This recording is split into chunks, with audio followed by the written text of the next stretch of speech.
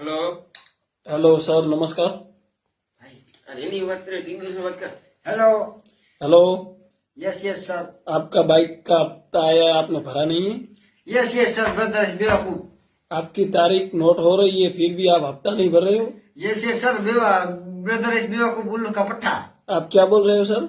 Yes yes sir ये उल्लू का पट्टा। वो जो भी हो, आपने हफ्ता अभी तक नहीं भरा है। यस यस सर ये ब्रदर बेवकूफ।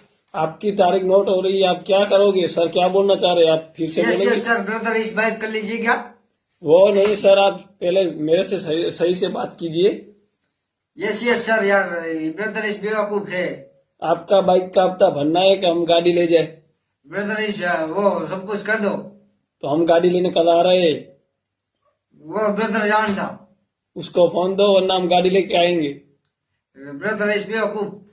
आप क्या बोल रहे हैं सर?